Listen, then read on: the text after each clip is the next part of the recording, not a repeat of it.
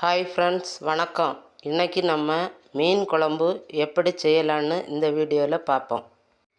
அதற்கு தேவையான பொருட்கள்: அரை மூடி தேங்காய், 3 பல் பூண்டு, தேவையான அளவு பரல் உப்பு, ஒரு எலுமிச்சம்பழம் அளவு புளிக்கரைசல். அதற்கு தேவையான மசாலாக்கள்: 1/4 ஸ்பூன் மஞ்சள் பொடி, 1/4 ஸ்பூன் ஜீரகப்பொடி, 1/4 ஸ்பூன் வெந்தயப்பொடி, 1½ ஸ்பூன் மிளகாய் பொடி, 2 ஸ்பூன் மல்லிப்பொடி.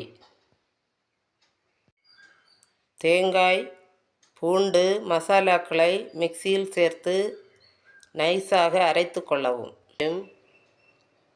தேவையான அளவு உப்பையும்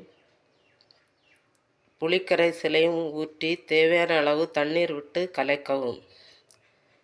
பின்பு அடுப்பில் சட்டியை வைத்து தீயை பற்ற வைத்து கொதிக்க வைக்கவும். நன்றாக 15 நிமிடம் வேக வைக்கவும். குழம்பு கொதிக்க தொடங்கியவுடன் அடுப்பை மிதமான தீயில் வைத்து சுமார் 15 நிமிடங்கள் வேகவிடவும்.